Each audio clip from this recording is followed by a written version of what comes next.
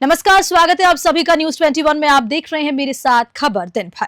मध्य प्रदेश की पूर्व मुख्यमंत्री मध्य प्रदेश उमा भारती रविवार को डीग जिले के 2 दिवसीय दौरे पर हैं। इस दौरान उन्होंने कामा तहसील के बद्रीनाथ मंदिर आदि, केदारनाथ, विमलकुंड एवं नागा बाबा समाधि के दर्शन किए। लोगों ने पूर्व सीएम को पुष्प वर्षा कर उनका भव्य स्वागत सम्मान किया, तो वहीं सीएम को कुर्सी पर बैठाकर सहायकों ने आदि बद्री मंदिर में परिसर में पहुंचाया, जहां उन्होंने दर्शन लाभ प्राप्त किया। इससे पहले अतिरिक्त जिला कलेक्टर संतोष कुमार मीणा ने एक आदेश जारी कर अधिकारियों को पूर्व सीएम उमा भारती के दौरे के दौरान आवश्यक व्यवस्थाएं सुनिश्चित करने के निर्देश दिए। तो वहीं इस मौके पर उमा भारती ने कहा कि राजस्थान के मुख्यमंत्री भजनलाल शर्मा भगवान के परम भक्त हैं। वे जितना भी हो सकेगा धार्मिक स्थलों के लिए दिल खोलकर विकास कार्य करेंगे। डीग से पंकज शर्मा की रिपोर्ट। दौसा में समरावता घटनाक्रम को लेकर लोगों में सोमवार को विरोध प्रदर्शन किया। निर्दलीय प्रत्याशी नरेश मीणा की रिहाई की मांग की, सैकड़ों लोगों की मौजूदगी में नारेबाजी की और सीएम के नाम ज्ञापन दिया। इस दौरान सुरक्षा के लिहाज से पुलिस के अलावा एसटीएफ के जवान तैनात रहे। प्रदर्शन कर रहे लोगों ने कहा कि पुलिस ने समरावता गांव में महिला, बुजुर्ग और बच्चों पर बेरहमी से हमला किया। इसकी निष्पक्ष जांच हो और नरेश मीणा को जल्द रिहा किया जाए। ज्ञापन में बताया गया कि दोषी अधिकारियों के खिलाफ कार्रवाई होनी चाहिए, निर्दोष लोगों को तत्काल रिहा किया जाए। दौसा से गणेश योगी की रिपोर्ट। नरेश मीणा की रिहाई को लेकर आप देख सकते हैं सैकड़ों समर्थक उनके समर्थन में आज जिला कलेक्टर को ज्ञापन देने के लिए आए हैं। हम उनसे बातचीत करते हैं, यहाँ पर उनके समर्थक मौजूद है। क्या मांग है आपकी मुख्य? हमारी मुख्य मांग ये है साथियों, जो पूर्वी राजस्थान के अंदर जो उपचुनाव हुए, उन उपचुनाव में जो होने वाली धांधली को लेकर के और जिन समरावता वासियों का एक अपने गांव को जो देवली से हटा करके मुनियारा में जोड़ने की जायज मांग थी, उस जायज मांग को समर्थन देने भाई नरेश मीणा पहुंचे थे, जो कि देवली मुनियारा से निर्दलीय प्रत्याशी थे। लेकिन पुलिस प्रशासन और एटीएम को एक जोश में थप्पड़ मारने की सजा उन बेकसूर समरावता गांव को दी गई, जहाँ पे छोटे छोटे बच्चे, दीनहीन गरीब किसान, उन माता बहनों को एक गोले दाग करके, उन पे आंसू के त्याग करके और गोलीबारी करके, वहां पे आगजनी करके जो प्रशासन ने अन्याय किया है, उसमें न्याय की मांग करने आए हैं। और हम समस्त पूर्वी राजस्थान का युवा की आवाज है। आज मीन भगवान से लेकर के पैदल कूद दौसा जिला कलेक्टर को मुख्यमंत्री और राज्यपाल के नाम ज्ञापन सौंपा है और हमारी एक ही मांग है कि नरेश भाई को रिहा किया जाए और उनके साथ में जो 80 युवाओं पे जो मुकदमे लगे हैं उनको वापस लेकर रिहा किया जाए और जो समरावता गांव के निर्दोष किसानों का, दीनहीन गरीबों का, माता बहनों का, बालकों का जो अत्याचार किया है, उनका मुआवजा, उनकी जो गाड़ी चलाई है, ढोर चलाए, उनका चारा, नाज पानी जो भी कुछ चलाया है, उनका मुआवजा दिया जाए, उनके साथ न्याय किया जाए और पीड़ित परिवारों की मुख्यमंत्री जाकर के सुध ले। इस मांग को लेकर के आज सर्व समाज के लोग यहाँ पे दौसा जिला कलेक्टर आया है। एक और सरकार को क्लीन चिट मिल गई है और एक और डॉक्टर टोडरलाल मीणा भी वहाँ पर घटनास्थल पर पहुंचे हैं, वो सारा जायजा लेकर आए हैं। तो किस तरह से मतलब कि आपको न्याय प्रणाली पर एक विश्वास नहीं है या फिर कहीं ना कहीं गलती सिस्टम की भी मानते हैं आप और कहीं ना कहीं नरेश मीणा की भी गलती मानते हैं, तो आप जो सरकार को क्लीन चिट मिली है उसके बारे में क्या कहोगे? देखिए, ये थप्पड़ कांड है, पहले भी लात घुसे कांड हमारे भारत में राजनीति में बहुत विशेष फेमस है। हमारा थप्पड़ कांड छोटा सा था, जैसे विधायकों ने कई बार, सांसदों ने एटीएम और विधानसभा में कुर्सियां चलती रहती है, लात घुसे चलते रहते हैं, हम उनको प्रत्यक्ष में देखते रहते हैं। नरेश भाई ने एक आवेश में आकर के जो एटीएम गलती कर रहा था, उसकी गलती के लिए थप्पड़ मारा है, तो ये जायज है, कोई गलत नहीं है। और हमारे डॉक्टर साहब वहाँ पे समाज के आइकन है, समाज की मांग को लेकर के नरेश भाई के समर्थन में पहुंचे थे। उन्होंने समरावता वासियों के हालचाल पुनः कुशल से पूछी। हमारे गुर्जर समाज के जो कर्नल बैसला जी के बेटे विजय बैसला जी है, वो भी वहाँ पहुंचे थे। उन्होंने भी जाकर के वहाँ घायलों का इलाज करवाया और लोगों को आश्वस्त किया कि आपके खिलाफ, आपके साथ न्याय होगा, आपके खिलाफ जो अन्याय हुआ है उसके हम पुरजोर तरीके से आवाज बनेंगे और हर हाल में आपको न्याय दिलाने की कोशिश रहेगी। अब मामला कोर्ट में पहुंच चुका है और न्याय प्रणाली के समक्ष ये मामला है, तो क्या लगता है आपको न्याय प्रणाली पे विश्वास है? क्या लगता है कि नरेश मीणा को जल्दी जो भी आपकी मांगे हैं वो पूरी होंगी? देखिए, हमारे भारत देश में एक कहावत है कि मियाँ की दौड़ मस्जिद तक है। जब पुलिस प्रशासन, शासन प्रशासन अगर हमें न्याय नहीं देता है तो हमारे पास एक ही मामला होता है कोर्ट का, और जब कोर्ट का दरवाजा खटखटाने के बाद जो हमें न्यायपालिका के द्वारा जो न्याय मिलता है उसमें हम पुरजोर भरोसा करते हैं, विश्वास करते हैं कि कोर्ट जो करेगा हमारे पक्ष में करेगा और जो नेताओं ने किया है ऐसा दुर्व्यवहार नेता जीवन में नहीं करे और जो पुलिस प्रशासन ने किया है उन अपराधियों के खिलाफ उनकी एक प्रोटोकॉल के तहत पहचान हो, उनकी जांच हो, न्यायिक जांच के अनुसार उनको जो दंड दिया जाएगा वो हमें सर्व समाज को मंजूर रहेगा। साहब, सैकड़ों समर्थक हैं जो नरेश मीणा की रिहाई को लेकर जिला कलेक्टर यहाँ पर ज्ञापन देने के आए हैं और उन्होंने कहा कि जो पुलिस ने बहरे में से मारपीट की है उनके खिलाफ कार्रवाई हो और जो नरेश मीणा की रिहाई हो। और साथ ही उन्होंने कहा कि जो कोर्ट का जो फैसला होगा वो हमें सर्वमान्य होगा। फिलहाल के लिए इतना ही। हमारे साथ देख रहे न्यूज़ 21 दौसा। अब खबर डीग से है, जहां बीते दिनों टोंक जिले में हुए थप्पड़कांड के बाद अलीगढ़ में सड़क अवरोध कर प्रदर्शन कर रहे लोगों और वहां मौजूद डॉक्टर किरोड़ी लाल मीणा के संबोधन के दौरान पीटीआई के स्थानीय संवाददाता अजीत सिंह व कैमरामैन धर्मेंद्र पर कवरेज के दौरान कुछ लोगों ने उन पर जानलेवा हमला कर दिया, उन्हें घायल कर दिया, तो वहीं कैमरा व माइक को भी तोड़ के रख दिया। घटना को लेकर डीग जिले के सभी पत्रकारों में रोष है। डीग जिला पत्रकार संघ के तत्वावधान में समस्त पत्रकारों ने सीएम के नाम एसडीएम को ज्ञापन दिया, जिसमें पीटीआई के रिपोर्टर अजीत सिंह शेखावत एवं उनके कैमरामैन धर्मेंद्र कवरेज के दौरान की गई मारपीट पर दोषियों के खिलाफ सख्त कार्रवाई करने की मांग की गई। डीग से पंकज शर्मा की रिपोर्ट। ऐतिहासिक पुष्कर मेले के समापन के बाद आज नगर परिषद में बीजेपी बोर्ड की साधारण सभा आयोजित की गई। सभापति कमल पाठक एवं उप सभापति की अध्यक्षता में नगर परिषद के बीजेपी बोर्ड के 5 साल कार्यकाल की अंतरिम बैठक शुरू हुई। आयुक्त कृति द्वारा कांग्रेसी पार्षद और बीजेपी पार्षद को प्रस्ताव पढ़कर सुनाया गया। कांग्रेसी पार्षदों ने हल्का विरोध कर प्रस्ताव पर ऐतराज जताया, तो वहीं भाजपा के एक पार्षद ने रविकांत पाराशर बैठक में कई मुद्दों पर विरोध भी प्रकट किया। उप सभापति शिव स्वरूप महारिषि ने बताया कि आज भारतीय जनता पार्टी का ये बोर्ड 10 साल से चल रहा है। सभी वार्ड्स में विकास कार्य हुए हैं। सभी 25 वार्ड्स में 5-5 लाख के सड़क निर्माण कार्य का बजट पास हुआ, परंतु कांग्रेसी पार्षदों ने फंड का सही तरह से इस्तेमाल नहीं किया। भाजपा बोर्ड के कार्यकाल में पुष्कर राज का काफी विकास हुआ है। पुष्कर से सीताराम गहलोत की रिपोर्ट। आरोप लगा रहे हैं लेकिन सिद्ध एक भी आरोप नहीं कर सके। आज भारतीय जनता पार्टी का ये बोर्ड 10 साल से चल रहा है। पुष्कर का काफी विकास हुआ है। अगर विकास नहीं कराते तो हमारे को दोबारा पब्लिक यहाँ की चांस नहीं देती। पुष्कर की पढ़ी लिखी जनता है। हर वार्ड के अंदर प्रत्येक वार्ड में विकास हुआ है, जिसका इन्होंने भी कई बार कहा है कि उनके वार्ड में काम हो रहा, हमारे में नहीं हो रहा, उनके वार्ड में हो रहा, जबकि इनके खुद के वार्डों में भी काम हुआ है। इन्होंने कभी भी लिख करके अपने वार्ड की समस्या नहीं दी हमारे को। और अब भी अगर ये कह रहे हैं वो हमारे वार्ड में काम नहीं हुआ, तो मेयो मैडम ने कहा है आपके वार्ड के अंदर भी आप लिख के दो, वो विकास काम होंगे।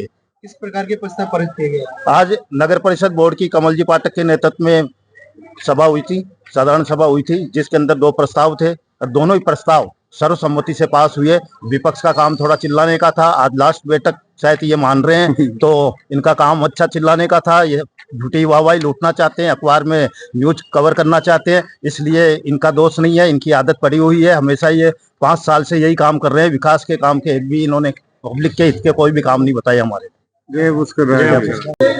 साधारण सभा हो गई है, क्या कहना चाहेंगे?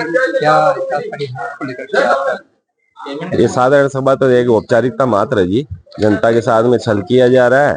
जनता के जो मुद्दे हैं उन पे हम चर्चा करना चाहते हैं, चर्चा करने के लिए तैयार नहीं होते हैं। आज नहीं, पिछले 5 साल को कोई भी मीटिंग उठा के देख लो, जनता के काम में इन्होंने वही एजेंडे ज्यादातर रखे हैं जिनसे इनको व्यक्तिगत रूप से फायदा पहुंचे, वही एजेंडे आते हैं। बाकी जनता के लिए कोई एजेंडा नहीं है, जनता के लिए कोई काम नहीं है। मैं 2 साल से मेरे वार्ड के काम के लिए भाग रहा हूं, लेकिन आज तक तो इन्होंने टेंडर निकाला नहीं। अब लास्ट मीटिंग में इनको 25 वार्डों की कैसे याद आ गई? क्या आज ये 25 वार्डों का काम कराना चाहते हैं? अब भी मना कर देते, क्या फर्क पड़ता? इतने टाइम से काम नहीं हुआ, आगे भी काम नहीं होता। हम अधिकारियों से, प्रशासक से कह के निवेदन करके उनसे काम करवाते, लेकिन इन्होंने काम कभी नहीं किया। बीजेपी का ही बोर्ड है, आप भी बीजेपी के ही इसको लेकर क्या है? बीजेपी का बोर्ड जरूर है, लेकिन मैं भी बीजेपी का सदस्य हूँ। लेकिन कहने का मतलब, मैंने अभी भी मीडिया के सामने बोला है, मैं मोदी जी की बीजेपी में हूँ, मैं भजन लाल जी की बीजेपी में हूँ, मैं सुरेश जी रावत की बीजेपी में हूँ। मैं यहाँ की बीजेपी में नहीं हूँ, क्योंकि इन्होंने कभी भी मेरा साथ नहीं दिया है। मैं बीजेपी का टिकट लेके आया था, मेरे को खुलेआम हराने की कोशिश करी, मेरे सामने निर्दलीय उम्मीदवार खड़ा करवाया, और मेरे क्या गांव के अंदर और भी 7-8 वार्डों के अंदर इन्होंने बीजेपी के उम्मीदवारों को हरवाया है। और ये जग जाहिर बात है, ये मैं कोई आरोप नहीं लगा रहा हूँ, ये सच्ची और सीधी बात है। रवि बाबन, पार्षद, नगर परिषद पुष्कर। सिरोही जिले के रेवदर तहसील के निम्बट गांव में एक कृषि कुएं पर बनी झोपड़ों में अज्ञात कारणों से आग लगने का मामला सामने आया। जैसे ही झोपड़ी में आग लगी तो देखते देखते आग ने विकराल रूप ले लिया और झोपड़ी में पड़ा सामान जलकर राख हो गया। आग को देखकर खेतों में काम कर रहे लोग भागकर मौके पर पहुंचे और साथ ही साथ आग को बुझाने के प्रयास भी किए।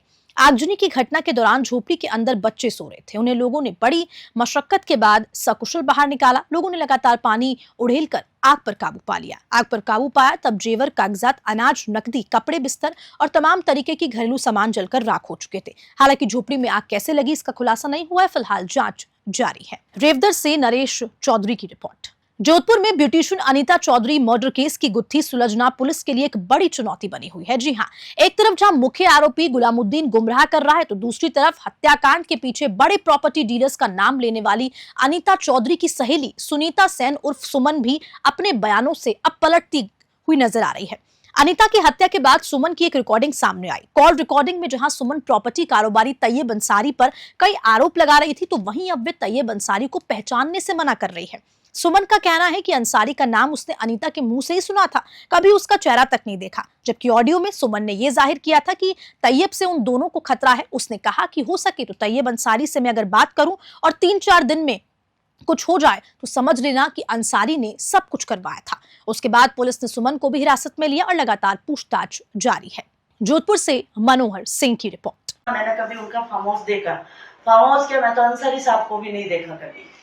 अनीता जी के मुंह से ही सुना था एक बार नाम इनका कि मेरा कोई फ्रेंड है, अंसारी साहब नाम है। उनका ठीक है, ये है ना जो फार्म हाउस वगैरह है वो जिया जी ने खुद नहीं बोला। तो फिर मैंने कहा 100% उनके पास नहीं हो गए, बस 100% मैं फंस।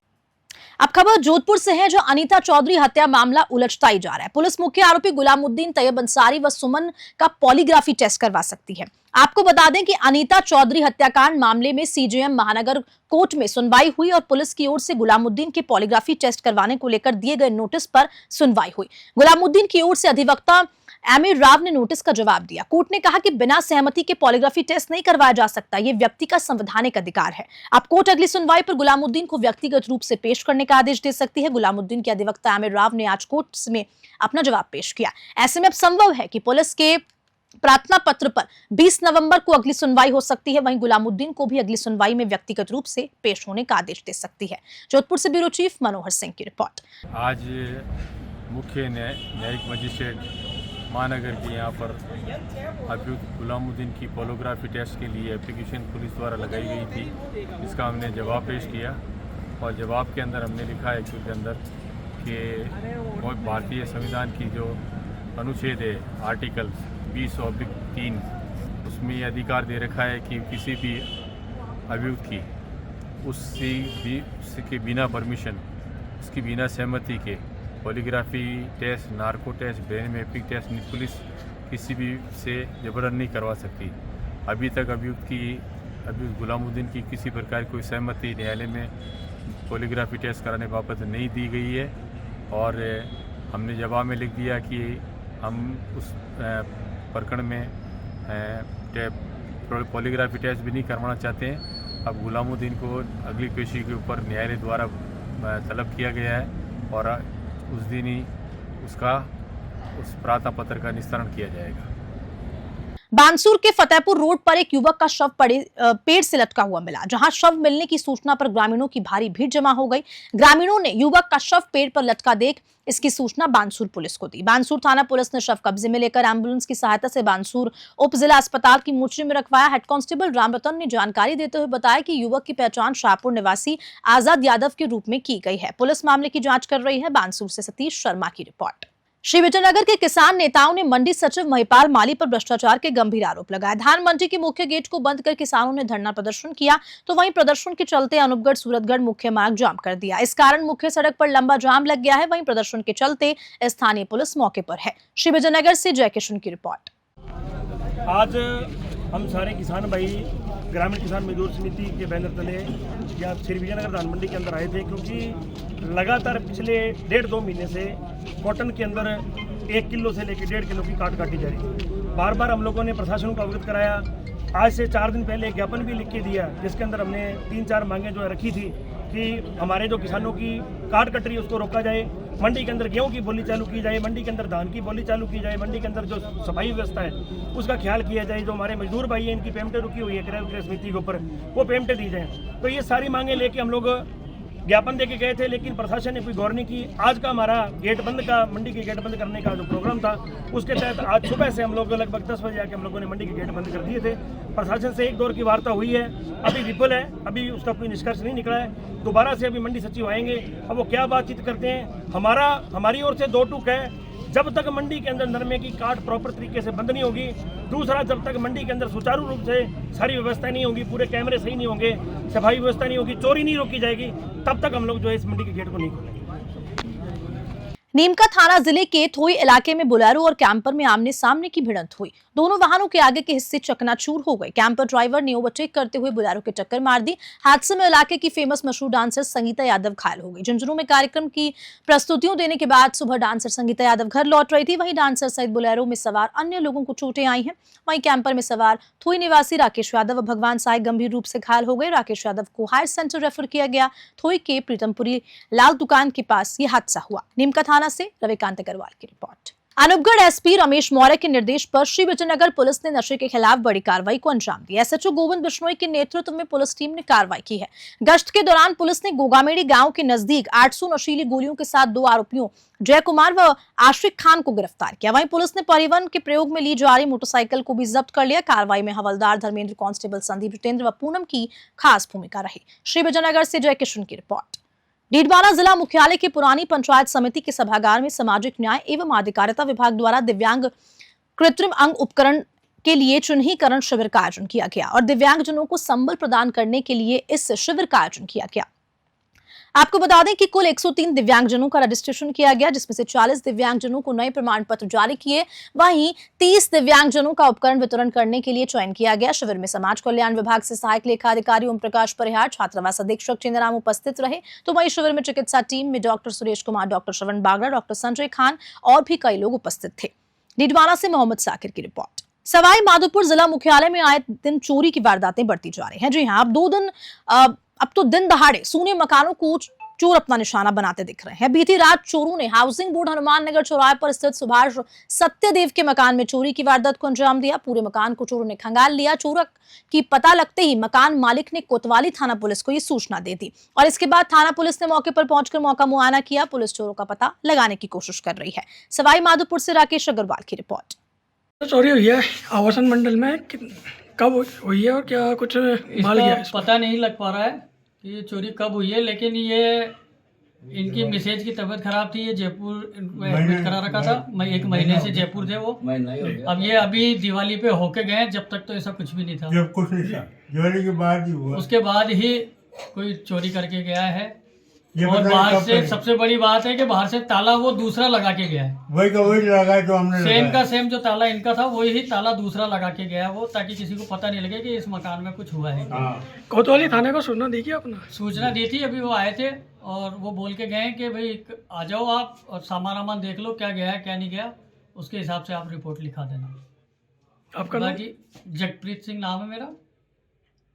बस्सी कस्बा स्थित बिदाजी महाराज के मंदिर में सैकड़ों लोगों ने नरेश मीणा की रिहाई की मांग को लेकर पैदल मार्च निकाला। जी हां, और इसी मौके पर प्रशासन भी मुस्तैद रहा। इस दौरान उपखंड कार्यालय पर नायब तहसीलदार अभिषेक पारिक को मुख्यमंत्री व राज्यपाल के नाम ज्ञापन दिया। तो वहीं नरेश मीणा के समर्थकों ने बताया कि देवली उनियारा में 13 नवंबर को टोंक जिले के समरावता गांव की घटना अत्यंत दुर्भाग्यपूर्ण है। गिरफ्तार लोगों को वापस छोड़ा जाए, इन सभी को रिहा किया जाए तथा नुकसान का मुआवजा दिलवाया जाए और वहीं इस घटना में शामिल अधिकारियों पर सख्त से सख्त कार्रवाई की जाए। इस दौरान सैकड़ों की संख्या में लोग उपस्थित रहे।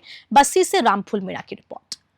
अब खबर अलवर से है, जहां इन दिनों जिले भर से मंडी में प्याज की भारी मात्रा में आवक जारी है। हर दिन करीब 40,000 कट्टे प्याज की मंडी में पहुंच रहे हैं। अलवर के प्याज की बात की जाए तो राजस्थान के अलावा पूरे देश सहित विदेशी तक इसकी मांग में है।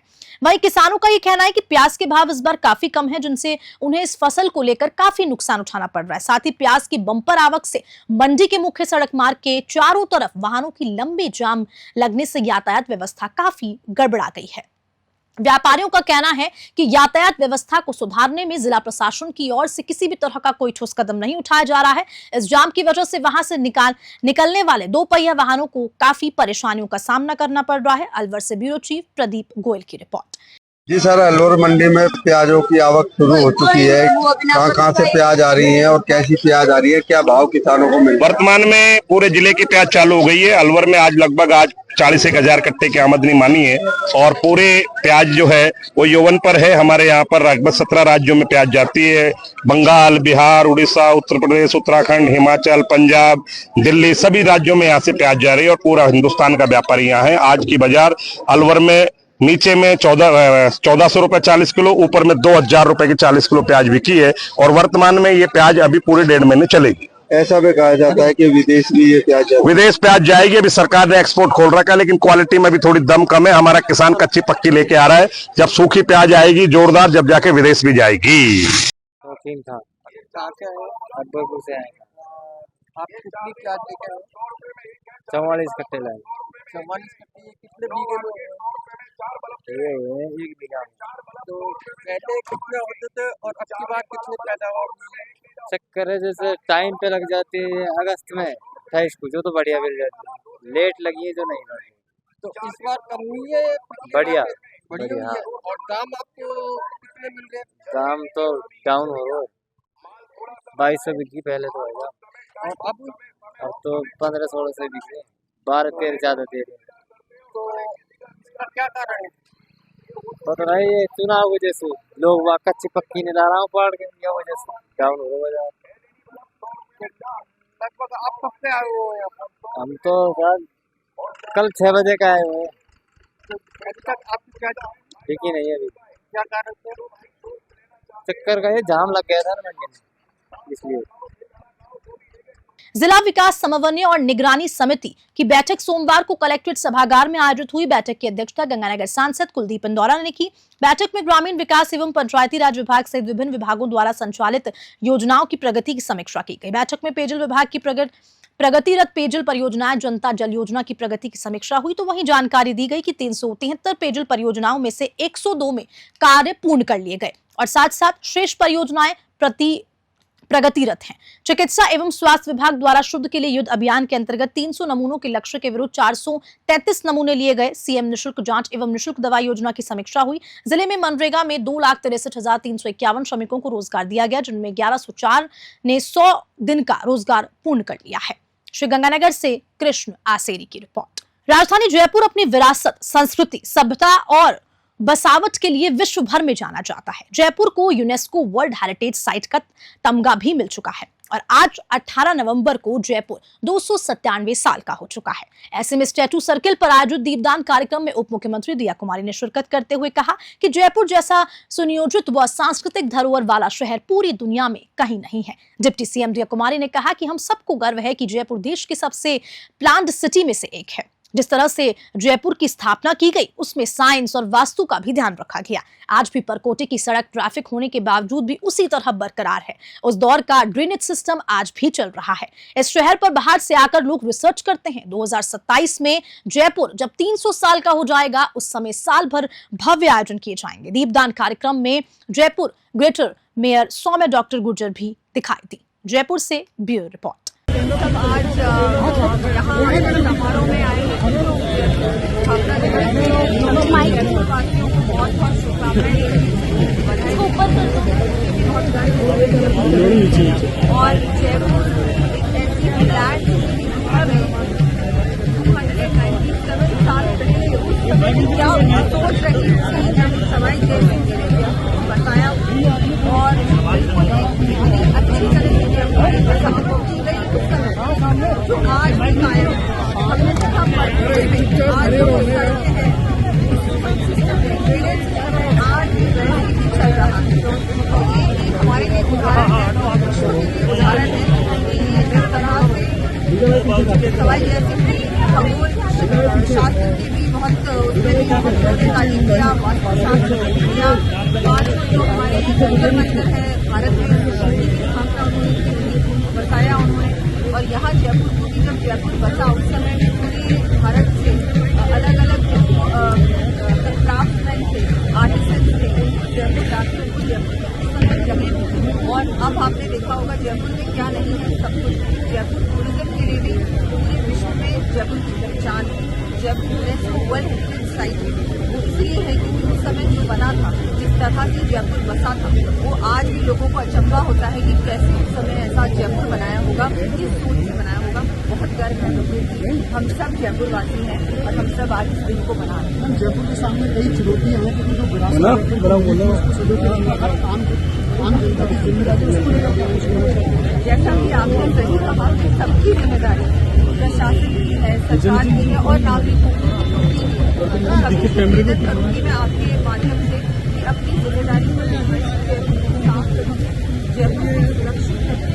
कहीं भी आपको लगता है कि ऐसा हो रहा है तो अपने आप जाने नुकसान ना करें, कोई और कुछ करेगा। हम जब तक हम करेंगे तब तक कुछ करेगा। सभी को हम सब मिलकर अगर ये एफर्ट करेंगे सबसे नंबर 1 स्वच्छता में भी बहुत गिरा जाएगा। आप देवमाली गए थे उस गांव को किस तरह से आप देवमाली बेस्ट विलेज का अवार्ड मिला है केंद्र सरकार को। बहुत गर्व है, मुझे खुशी है कि हमारे राजस्थान के गाँव को इस तरह का पुरस्कार मिला है और टूरिज्म से कैसे जोड़ना है वहाँ पर वहाँ पर बहुत ज़्यादा कच्चे मकान है, वहाँ पर पर्यावरण के साथ ही है, अपने कुछ पशुपालन करते हैं, खेती करते हैं, वहाँ पर इतना कुछ है। एक पर्यटक वहाँ जाकर रूरल टूरिज्म क्या होता है, वहाँ पर कैसे वो अपने दिनचर्या का कैसे वो जीते हैं, क्या करते हैं। अब खबर मेड़ता सिटी से है, जहां ट्रैक्टर की ट्रॉली चोरी के मामले में मेड़ता रोड थाना पुलिस ने तुरंत और प्रभावी कार्रवाई की।